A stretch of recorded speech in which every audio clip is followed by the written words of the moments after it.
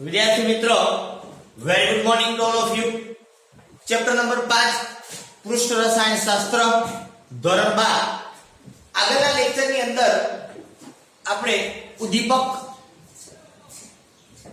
બાબતે ચર્ચા કરી, ઉદ્દીપકની વાત કરી, એમાં સમાંગ ઉદ્દીપન વિષમાંગ ઉદ્દીપનની પણ વાત કરી અને ત્યાર પછી આપણે વિષમાંગ ઉદ્દીપન માટે અધિશોષણનો સિદ્ધાંત છે એ ભણ્યા. કારણ કે સમાંગ ઉદ્દીપન હોય તો તે અધિશોષણ થવાનું નથી. હવે આપણે જે વિષમાંગ ઉદ્દીપન ભણ્યા હતા એમાં આપણે ખબર છે કે ઉદ્દીપક છે એ અધિશોષક તરીકે કાર્ય કરતો. શેના તરીકે કાર્ય કરતો હતો? ઉદ્દીપક છે એ અધિશોષક તરીકે કાર્ય કરતો હતો, બરાબર. અને એ ઉદ્દીપક છે એ પ્રક્રિયા વેગ વધારવાનું કાર્ય થતું હતું ને એ બધી ચર્ચાઓ આપણે કરી. એમાં જૂનો સિદ્ધાંત જોયો આપણે, નવો સિદ્ધાંત, આધુનિક સિદ્ધાંત આપણે મધ્યવર્તી સંયોજનના નિર્માણ માટેનો જોયો, એ ચર્ચાઓ કરી. ત્યાર પછી આપણે ઘન ઉદ્દીપક હોય, મતલબ કે તમારો અધિશોષક છે, એની અમુક ખાસિયતો આપણે આપેલી છે. એ ખાસિયતોની આપણે ચર્ચા કરી. આપણે ટોપિકમાં એવું કીધેલું છે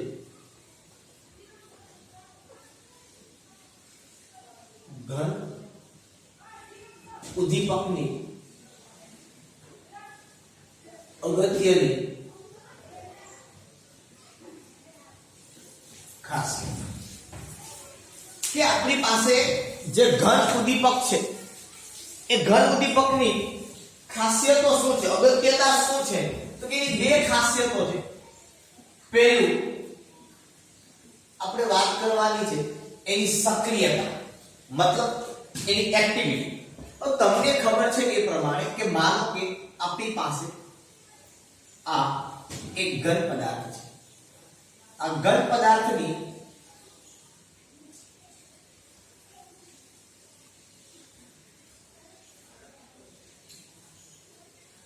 સપાટી, તમને ખબર હોય કે અહીંયા સપાટી પર અણુઓ છે એ સક્રિયતા ધરાવે, મતલબ એક્ટિવ હોય અણુ હોય આ સપાટી, બરાબર. અને સપોઝ એના સંપર્કમાં કોઈ વાયુઓ છે એ આવે આ સપાટી પર, અધિશોષણ પામે. તો પહેલી વાત આપણે એ કીધી છે કે ભાઈ કોઈ પણ ઘન ઉદ્દીપક છે અથવા તો અધિશોષક છે, ઘન અધિશોષક, એની સક્રિયતા મતલબ એ કેટલો એક્ટિવ છે એ કોના ઉપર આધાર રાખે? તો કે એનો આધાર જે છે એ રાસાયણિક અધિશોષણની પ્રબળતા ઉપર આધાર રાખે. કે ભાઈ આ તમારો ઘન ઉદ્દીપક છે, સમજો આ જે છે એવું છે તમારો ઘન ઉદ્દીપક છે, મતલબ અધિશોષક છે. આ અધિશોષક છે એ કેટલો એક્ટિવ છે એનો આધાર કોના ઉપર? તો કે આ વાયુઓ છે એ જ્યારે આની સપાટી પર આવે છે એટલે અહીંયાની વચ્ચે રાસાયણિક અધિશોષણ થવાનું. શું થવાનું છે એની વચ્ચે આપણે કાલે ભણ્યા કે પાંચ પાસે આવે એટલે પ્રક્રિયાકના અણુઓ જોડાઈને અપશોષણ થાય એટલે નિપજના અણુ બને. હવે પ્રક્રિયામાંથી નિપજ તો જ થાય જો રાસાયણિક પ્રક્રિયા થતી હોય તો, અને તો એને રાસાયણિક અધિશોષણ છે એવું કહેવાય. કે ભાઈ આ ઘન ઉદ્દીપકની સપાટી પર આ વાયુના અણુઓ છે એ આવે તો ત્યાં રાસાયણિક અધિશોષણ થાય. એટલે પહેલી વાત આપણે એ કીધી કે તમારો ઘન ઉદ્દીપક છે એની સક્રિયતા કોના ઉપર આધાર રાખે? તો કે ઘન ઉદ્દીપકની સક્રિયતા એ રાસાયણિક અધિશોષણની પ્રબળતા પર આધાર રાખે. ઉદાહરણ આપો અહીંયા ઘન ઉદ્દીપકની સક્રિયતા રાસાયણિક અધિશોષણની પ્રબળતા પર આધાર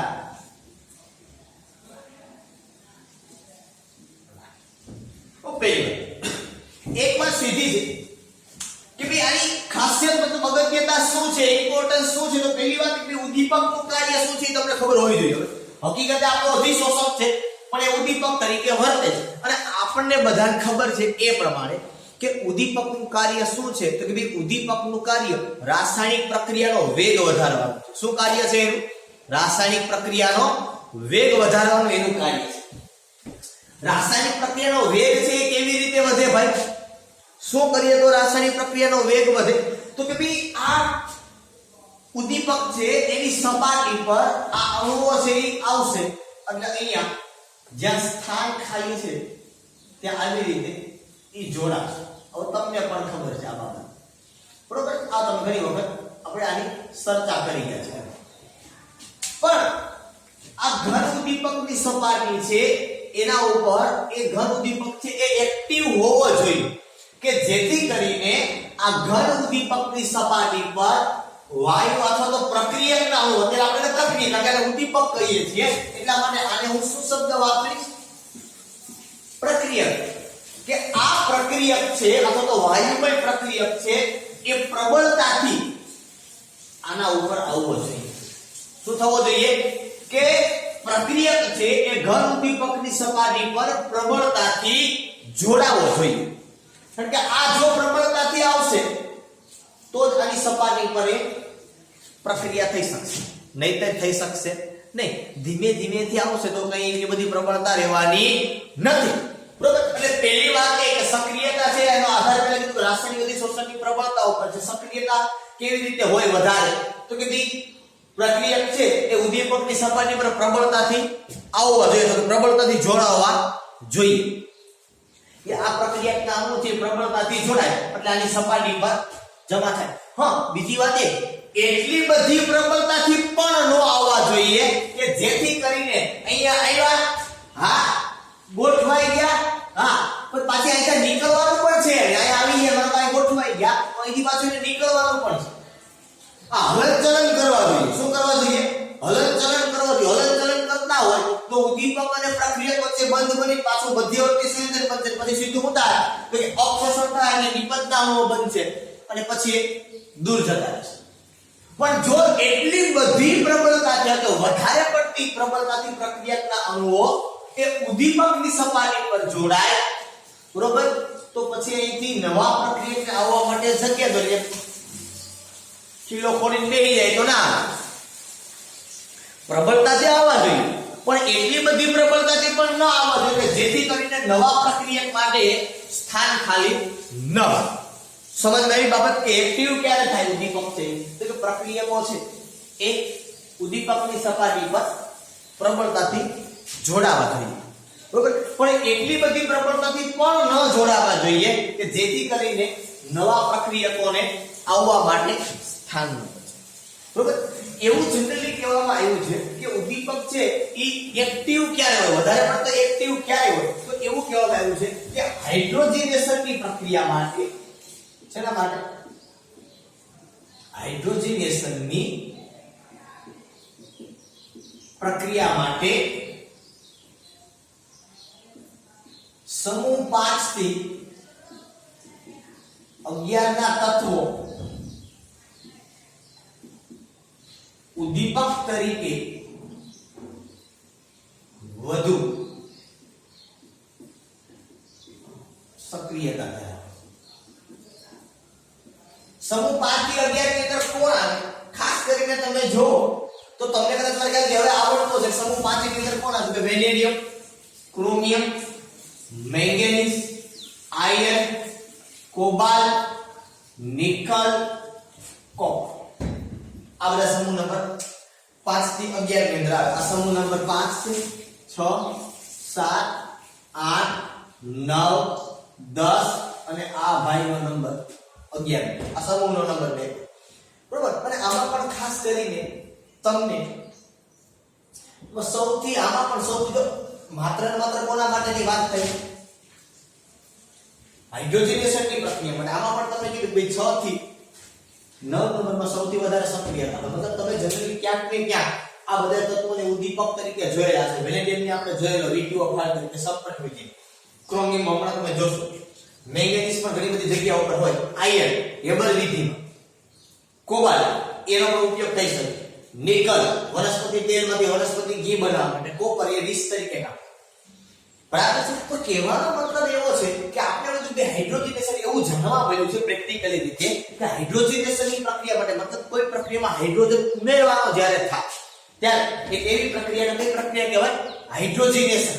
કે હાઇડ્રોજનેશનની પ્રક્રિયા માટે સમૂહ 5 થી 11 તત્વો ઉદ્દીપક તરીકે સક્રિયતા ધરાવે, બરોબર? પણ એમાં પણ વધુ સક્રિયતા ક્યારે ધરાવે? તો કે 6 થી લઈને 9 સુધી. સમૂહ નંબર 6 થી સમૂહ નંબર 9 માં વધારે પડતી 5 થી 11 કરતા વધારે પડતી આની અંદર સક્રિયતાથી તમને જોવા મળે. તો તમને એક સિમ્પલ હાઇડ્રોજનેશન ની પ્રક્રિયા આપી તમે હાઇડ્રોજનેશન કહી શકો કે ભાઈ ઓક્સિજન ની અંદર હાઇડ્રોજન ઉમેરે એટલે એમાંથી પાણીનો અણુ છે એ બને તમને ખબર છે અહીંયા બે જોઈએ અહીંયા પણ બે જોઈએ અહીંયા ઉદ્દીપક તરીકે પ્લેટિનમ ની એનો ઉપયોગ થાય છે એ પ્લેટિનમ ની સપાટી પર હાઇડ્રોજન અને ઓક્સિજન જોડાય અહીંયા પણ હાઇડ્રોજન ઉમેરે સમજો તો ઓક્સિજન માં હાઇડ્રોજન ઉમેરે છે આને પણ હાઇડ્રોજનેશન ની પ્રક્રિયા કહેવાય ઘણી બધી પ્રક્રિયાઓ હાઇડ્રોજનેશન ની આવે તમે આલ્કીન માંથી આલ્કેન બનાવતા હશો આલ્કાઇન માંથી આલ્કીન ને પાછું આલ્કેન ઘણી બધી પ્રક્રિયાઓ તમે જનરલી જોતા હો હાઇડ્રોજનેશન માં બરાબર ઓકે તો કહેવાનો મતલબ આખો એ છે કે ભાઈ સક્રિયતા આને કહેવાય ઉદ્દીપકની સક્રિયતા મતલબ શું થયું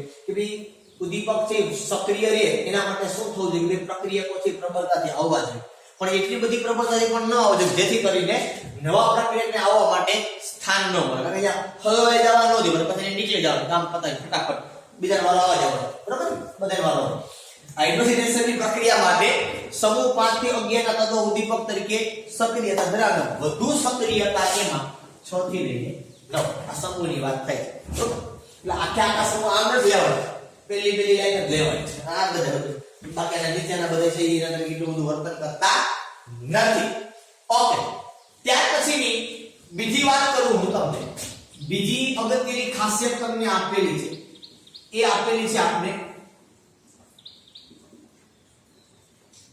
વર્ણનાત્મકતા આમાં ઇંગ્લિશ શબ્દ ભેગો હું લખું છું સિલેક્ટિવિટી વર્ણનાત્મકતા એટલે કે સિલેક્ટિવિટી આમ તમે જો આમાંથી ગુજરાતી કરવાનું વર્ણનાત્મકતાની ઇંગ્લિશ ઉપર તમને ખબર પડશે વર્ણનાત્મકતા એટલે શું કે ભાઈ પસંદગી સિલેક્ટિવિટી એટલે પસંદગી ઘણી વખત એવું બને કે એક જ પ્રકારના પ્રક્રિયકો હોય એક જ સરખા પ્રક્રિયકો પણ એ એક જ સરખા પ્રક્રિયકો છે ને એ જ્યારે જોડાય ને ત્યારે જુદા જુદા પ્રકારની નિપજો બનાવે એમાંથી આપણે કોઈ એક ચોક્કસ નિપજ જોઈએ છે એમાંથી આપણે કોઈ એક ચોક્કસ નિપજ જોઈએ છે એ નિપજ તરફ જવા માટે જે આપણે ઉદ્દીપકને વાપરવો પડે એની આપણે પસંદગી કરવાની છે કારણ કે માનો કે કોઈ એક વ્યક્તિ છે એની પાસે એને ઘણું બધું આવડતું હોય બરોબર પણ એમાંથી આપણે શું કામ કરવાનું છે એ બાબતમાં આપણે એને માખણ મારવાનું હોય તમને ખબર છે કે આને આ આવડે ને આ પણ આવડે મને આપણે શું કામ છે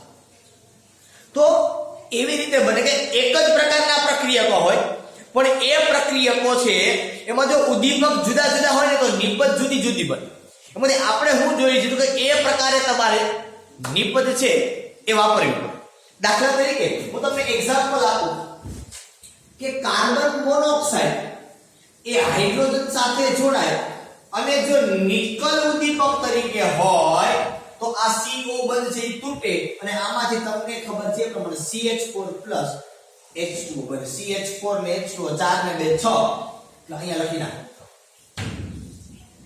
બરાબર જો નિકલ ઉદ્દીપક હોય તો આપણે સમજો આ પ્રક્રિયા નાખી સમજ કે કાર્બન મોનોક્સાઇડ હોય અને હાઇડ્રોજન જોડાય પણ ઉદ્દીપક તરીકે કોપર અથવા તો ZnO અને Cr2O3 હોય ઉદ્દીપક તરીકે તો અહીંથી તમને આમાં હાઇડ્રોજન ઉમેરાય પણ કેવી રીતે તો કે ઈ બને CH3OH હાઇડ્રોજન 3 ને 4 એમાં કેટલા મૂકવા પડે એવી જ રીતે જો હજી એક પ્રક્રિયા તમને હું આપું અહીંયા ત્રીજી પ્રક્રિયા હવે સમય છે કે કાર્બન મોનોક્સાઇડ અને હાઇડ્રોજન જોડું અને જો હું ઉદ્દીપક તરીકે કોપરનો ઉપયોગ કરું તો મને અહીંથી મળશે HCHO આને કહેવાય ફોર્માલ્ડિહાઇડ આને કહેવાય મિથેનોલ સર આ કેવી રીતે પેલી વાત છે ઉદ્દીપક તમે બદલો છો એટલે નિપજ બદલે તો અહીંયા મિથેન મળ્યો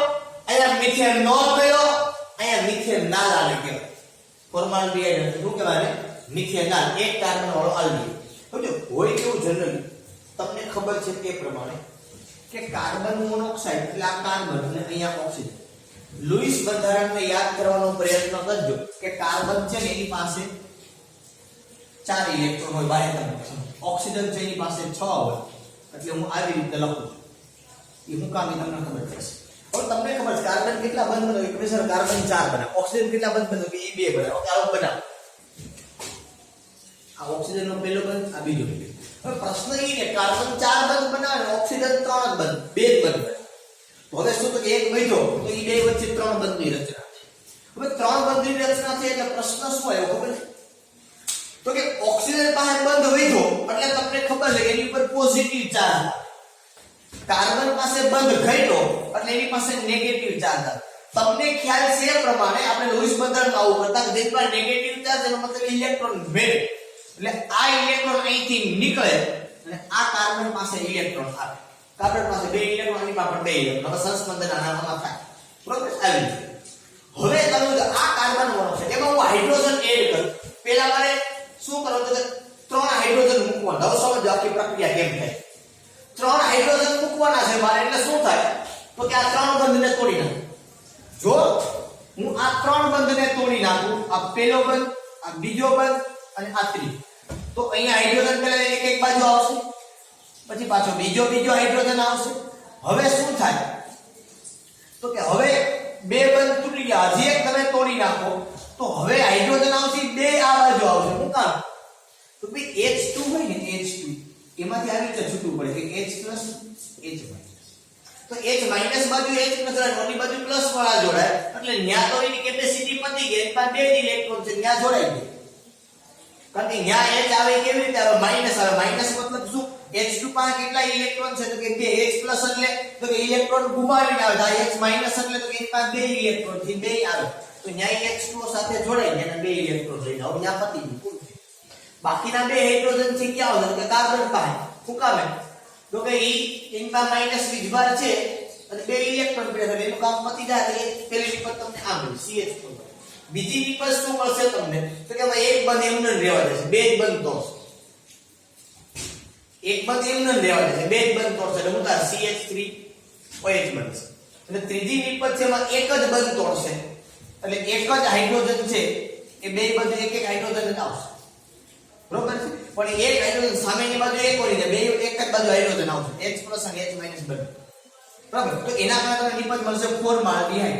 આવી અહીંયા હો, અહીંયા કાર્બનના ચારે ચારે ઇલેક્ટ્રોન વપરાય છે હાઇડ્રોજન. બરાબર? 2 કાર્બન સાથે જોડશે, પણ એક છે એ અહીંયા બંધ બનાવો એટલે ઓલી રીતે આવી રીતે ગોઠવણ થાય. કહેવાનો મતલબ આ નથી, આ વસ્તુ સામાન્ય છે, એને કાઢી નાખો.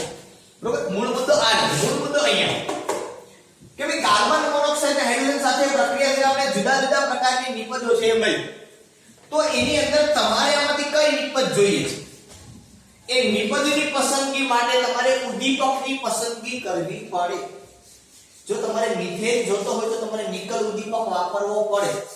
જો તમારે CH3OH જોતો હોય તો ZNO3Cl2O3 ઉદ્દીપક વાપરવો પડે. જો તમારે ફોર્માલ્ડિહાઇડ અથવા મિથેન નાલ જોઈતું હોય તો તમારે કોપર ઉદ્દીપક વાપરવો પડે. એટલા માટે આપણે કીધું એને વર્ણનાત્મકતા અથવા શું કહેવાય? સિલેક્ટિવિટી, પસંદગી. અગત્યની બાબત એ છે કે કોઈ પણ ઉદ્દીપક છે ને એ કોઈ પણ પ્રક્રિયા માટે વિશિષ્ટ હોય. કોઈ પણ ઉદ્દીપક એ કોઈ પણ પ્રક્રિયા માટે વિશિષ્ટ હોય. એનો મતલબ શું કે ભાઈ નિકલ છે કે માનો કે આ પ્રક્રિયામાં જોડાય ને મિથેન ને H2 બને તો બીજી પ્રક્રિયા માટે આટલો એક્ટિવ ન હોય. બરોબર? કે જેટલો આ પ્રક્રિયાની અંદર છે. કહેવાનો મતલબ એવો છે કે ઉદ્દીપક છે જે તે પ્રક્રિયા માટે વિશિષ્ટ હોય. એ ઉદ્દીપક તમે બીજી પ્રક્રિયામાં વાપરો ને એ તમને વસ્તુ આપે એ શક્ય. તો મને તમે એમ કહો કાર્બન મોનોક્સાઇડ છે ને નિકલ વાપરો તો બીજી જગ્યાએ કાર્બન મોનોક્સાઇડ હોય તો નિકલ વાપરું તો એ પ્રક્રિયા થાય એવું કમ્પલસરી નથી. બરાબર છે? કારણ કે આપણો દીકરો એ આપણું જ કરે, બીજાનું કરે એવું કમ્પલસરી નથી ભાઈ. બરાબર? એ ઉદ્દીપકની અંદર પણ સેમ પરિસ્થિતિ આવે કે મને મિથેન જોઈ છે બીજી કોઈ પણ રીતે તો જ્યાં હું નિકલ વાપરું તો મને ના મળે, કારણ કે એ આ પ્રક્રિયા માટે જ છે, સક્રિયતા ધરાવે છે, એ કાર્ય કરે. બીજી પ્રક્રિયા માટે ઉદ્દીપકનું કાર્ય ન કરે મતલબ એ પ્રક્રિયાનો વેગ ન વધારે, થાતું બી એમ જ થાય. ઉદ્દીપક વગર પ્રક્રિયા તો થાય પણ એ પ્રક્રિયા ધીમી, ઝડપી નથી. સમજમાં આવે છે આખી બાબત? બરોબર? તો આ ઉદ્દીપક છે એની આ વિશિષ્ટતા છે. બરોબર? કે ભાઈ ઉદ્દીપક જે તે પ્રક્રિયા માટે વિશિષ્ટ હોય. કોઈ પણ પ્રક્રિયા માટે કોઈ પણ ઉદ્દીપકને તમે વાપરી શકો નહીં. હેબર વિધિ માટે તમારે આયનનો જ ઉપયોગ કરવો પડે, ત્યાં V2O5 ન ચાલે. સંપર્ક વિધિ માટે તમારે V2O5 નો જ ઉપયોગ કરવો પડે. ત્યાં પછી તમે NO વાપરો તો ન ચાલે. લેડ ચેમ્બર વિધિ હોય તો એનો જ વાપરવો પડે, નાઇટ્રિક ઓક્સાઇડ જ ચાલે, બીજો કોઈ ઉદ્દીપક ન ચાલે. તો ઉદ્દીપક છે એ જે તે પ્રક્રિયા માટે વિશિષ્ટ છે. બરોબર, કોઈ પણ ઉદ્દીપકને કોઈ પણ પ્રક્રિયા માટે આપણે વાપરી શકીએ નહીં, અથવા તો આપણે એનો ઉપયોગ કરી શકીએ નહીં. આ બાબતની તમારે ખાસ કાળજી લેવાની છે. બરોબર, સાથે સાથે એક નાનો એવો ટોપિક છે, એને પણ હું લઈ લઉં. તમને આપેલું છે આકાર વર્ણનાત્મક ઉદ્દીપક. આકાર વર્ણનાત્મક ઉદ્દીપક. બરોબર, અથવા તમે જીઓલાઇટ વડે આકાર વર્ણનાત્મક ઉદ્દીપક. ટોપિક યાદ કરો, જીઓલાઇટ વડે આકાર વર્ણનાત્મક ઉદ્દીપક. પહેલી વાત, આકાર વર્ણનાત્મક ઉદ્દીપક એટલે શું? વર્ણનાત્મક એટલે તમને ખબર પડી ગઈ શું? પસંદગી. ઉદ્દીપન એટલે પણ ખબર છે તમને કે ઉદ્દીપક વડે જે પ્રક્રિયા થાય એને ઉદ્દીપન કહેવાય. આકાર વર્ણનાત્મક એનો મતલબ એમ કે આકાર ઉપર આધાર રાખે. મુખ્ય વાત એ છે તમારે ટોપિક આવો છે કે જીઓલાઇટ વડે, હું એટલું લખતા ભૂલી ગયો, જીઓલાઇટ વડે આકાર વર્ણનાત્મક ઉદ્દીપક. હવે આપણે પસંદગી કરી લીધી કે ઉદ્દીપક વાપરવાનો છે જીઓલાઇટ. આ ઉદ્દીપકનું નામ છે. કોનું નામ છે? ઉદ્દીપક. બરોબર, એના વડે આપણે ઉદ્દીપન કરવાનું. તો આકાર વર્ણનાત્મક ઉદ્દીપન કોને કહેવાય?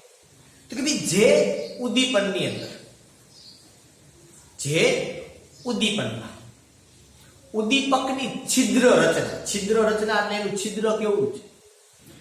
પ્રક્રિયક અને નિપજ છે એ અણુઓની કદની સાઈઝ કેવડી છે એના ઉપર આધાર રાખે એને આકાર વર્ણનાત્મક ઉદ્દીપન કહેવાય. મેં શું કહેવાય? આકાર વર્ણનાત્મક ઉદ્દીપન કહેવાય. દાખલા તરીકે હું એમ કહું કે ભાઈ આ જીઓલાઇટ છે, તો આ જીઓલાઇટ છે એની છિદ્ર રચના કરી. કેવા છિદ્ર રચે? વચ્ચે આવે, આ વચ્ચે આવે છે એની છિદ્રની સાઈઝ કેવું છે? બીજું, જે પ્રક્રિયક આવે છે એ પ્રક્રિયકનું કદ, પ્રક્રિયક અને નિપજ બને કદ કેવું છે કે આ કદમાં સમાઈ જાય છે. પ્રક્રિયક ઘણી વખત પ્રક્રિયક ઈ કદમાં સમાઈ જતો હોય તો પાછું નિપજ એના કરતા મોટી બનતી હોય. હવે કદની સાઈઝ જ એવડી ન હોય તો નિપજ કેમ બનશે? સમજ આવે છે? એવડી સાઈઝનું છિદ્ર જ ન હોય તો ત્યાં નિપજ બનવાની પ્રક્રિયા દાખલ થઈ જશે, પણ નિપજ ત્યાંથી બની શકશે નહીં. તો કહેવાનો મતલબ એ છે કે આકાર વર્ણનાત્મક ઉદ્દીપનની અંદર આપણે એ કીધું કે એવી ઉદ્દીપનની પ્રક્રિયા કે જે માં ઉદ્દીપકની છિદ્ર રચના, કે ઉદ્દીપક છે એની છિદ્રની સાઈઝ કેવી, પછી પ્રક્રિયક અને નિપજના અણુઓ છે એનું કદ કેવું છે, આના ઉપર આધાર રાખે આને આકાર વર્ણનાત્મક ઉદ્દીપન કહેવાય. બરોબર, તો પહેલા આપણે આની વ્યાખ્યા જોઈએ. શું કીધું? જે ઉદ્દીપનમાં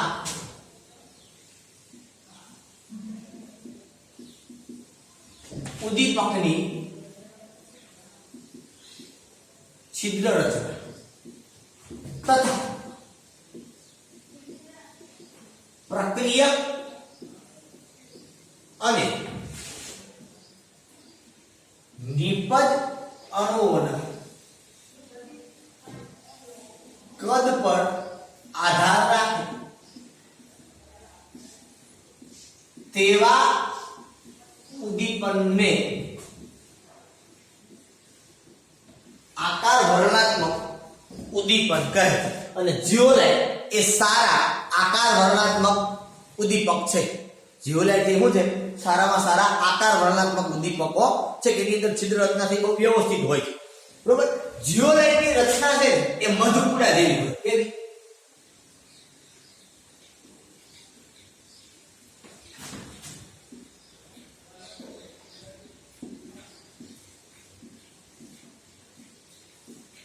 મધપુરો તમે જોયું, મધની માખો જેના ઉપર બેસે એની અંદર સૂક્ષ્મ છિદ્રો, એ તો બહુ મોટા હોય, આમાં એવડા મોટા છિદ્ર ન હોય. પછી અહીં તો આપણે નરી આંખે તો દેખાય જ નહીં છિદ્ર કેવું છે.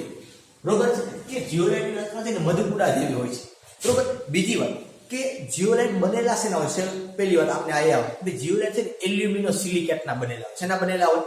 એલ્યુમિનો સિલિકેટના બનેલા હોય. સિલિકેટ એટલે શું? તમે 11મા ધોરણમાં યાદ કરવાનો કદાચ પ્રયત્ન કરજો. આપણે પી વિભાગના તત્વોમાં છેલ્લેથી બીજો ટોપિક જોયો તો સિલિકેટ આયનો અને છેલ્લો ટોપિક હતો આપણો જીઓલાઇટ સંયોજન. આની અંદર આપણે ચર્ચા કરી. એલ્યુમિનો સિલિકેટ એટલે ખરેખર શું હતું? સિલિકેટ એટલે આવું હોય.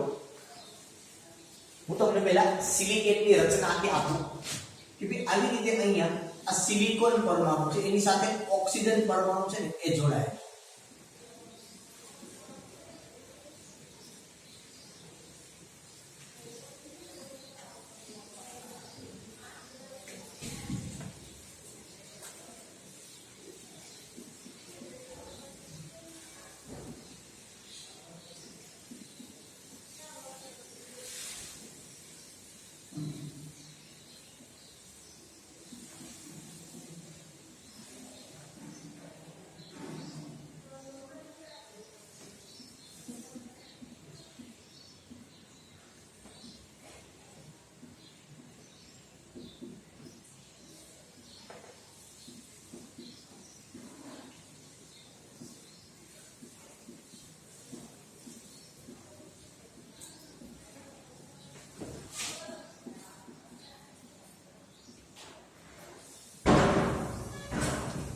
સિલિકેટ સંયોજનો છે. સિલિકેટ એટલે બીજું કઈ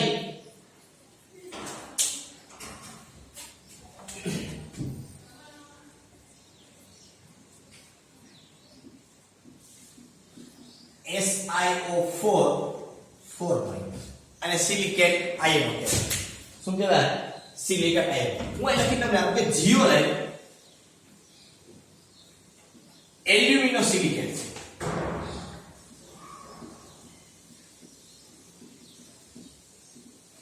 જીઓલાઇટ શું છે? એલ્યુમિનો સિલિકેટ ના બને. તો પેલા સિલિકેટની રચના છે. હવે અહીંયા તમે જલ્દી જોવો તો તમને ખબર પડશે કે એક સિલિકોન પરમાણુ બાજુના 4 ઓક્સિજન પરમાણુ સાથે જોડાયેલો છે.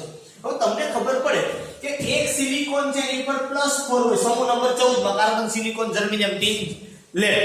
બરોબર. સમૂહ નંબર 14 થી એક ઓક્સિજન ઉપર -2 નો વીજભાર હોય તો 4 ઉપર કેટલા ના આવે? કે -8 +4 -8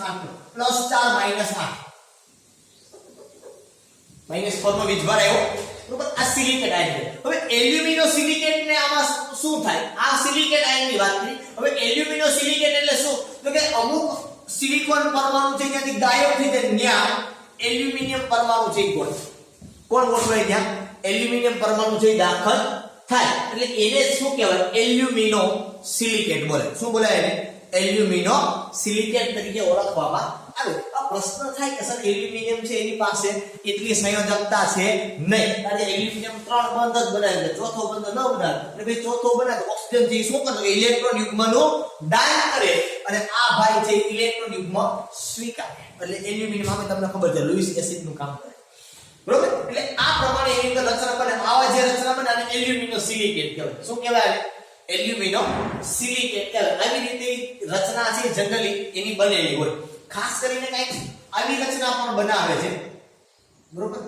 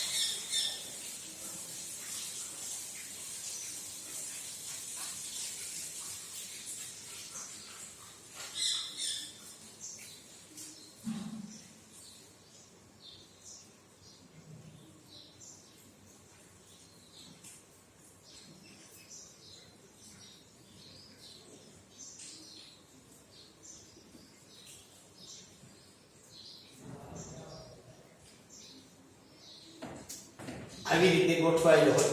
એક પરમાણુ અહીંયા, આ 3 અહીંયા, એક એના પાછળના ભાગમાં ચતુષ્ફલક રીતે ગોઠવાયેલું હોય. આ ચતુષ્ફલકની રચના છે પણ એક એના પાછળના ભાગમાં હોય, જે આપણે દેખાતું હોય નહીં, બરોબર. આ છે ને એની વચ્ચેની છિદ્રની રચના થાય, આવી રીતે બધા ગોઠવાયેલા એકબીજા સાથે ગોઠવાયેલા. આ શું થાય? છિદ્ર રચના થાય. આ જે શું થયું એનું છિદ્ર થયું, આવી રીતે એના છિદ્રો થયા. તો ઘણા બધા હોય, બરાબર. આપણે તો બહુ મોટું છે બનાવ્યું છે. હવે બીજી વાત એ કે આની અંદર જ આવી જ રીતે અહીંયા પણ એલ્યુમિનો સિલિકેટ પરમાણુ છે, એ પણ ઉદ્દીપક છે આપણો જીઓલાઇટ. એ જીઓલાઇટ છે એ છિદ્ર કેવું છે? બીજી વાત કે એના ઉપર આની ઉપર જે પ્રક્રિયકો કે નિપજ છે એ અણુનું કદ કેવું છે એના ઉપર આધાર રાખશે. અને ઘણી વખત એવું બને કે ભાઈ આ ઉદ્દીપક છે, જીઓલાઇટ છે, ઉદ્દીપક છે, બરોબર. હવે એની ઉપર મારા કોઈ પ્રક્રિયક આવ્યો તો ઉદ્દીપકનું છિદ્ર કેવું છે કે આ ખબર હોવી, આ સાઈઝ એની ખબર હોવી જોઈએ, બરોબર છે. એ સાઈઝ ખબર પડે પછી જોવાનું પ્રક્રિયક કોણ છે, કે પ્રક્રિયકની સાઈઝ કેવું.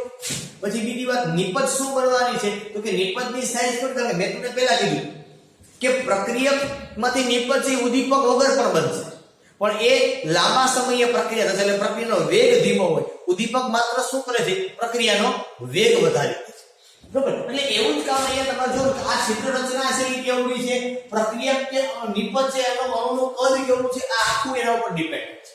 જીઓલાઇટનો મુખ્ય ઉપયોગ છે કે પેટ્રો રસાયણ ઉદ્યોગમાં થાય. ક્યાં થાય?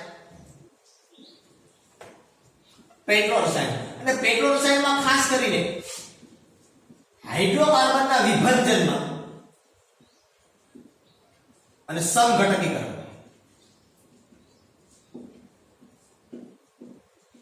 હાઇડ્રોકાર્બનના વિભંજન એટલે તોડવું. હાઇડ્રોકાર્બનને મોટા અણુઓ હોય એને તોડે અને સમઘટકીકરણ બધી પ્રક્રિયા એટલે તોડે એટલે પછી સમઘટકો બને, જુદા જુદા સમઘટકોથી બનાવી શકે એકમાં, બરોબર. તો પેટ્રો રસાયણ ઉદ્યોગની અંદર સૌથી વધારે જીઓલાઇટ છે એનો ઉપયોગ કરવામાં આવે છે. અને ખાસ જીઓલાઇટનો એક પ્રકાર છે તો તે એક ઉદ્દીપક છે જેને કહેવાય ZSM5. આ ZSM5 છે એ સીધું શું કરે તો કે સીધું હાઇડ્રોકાર્બન છે અથવા તો સોરી એ આલ્કોહોલ છે, એ આલ્કોહોલનું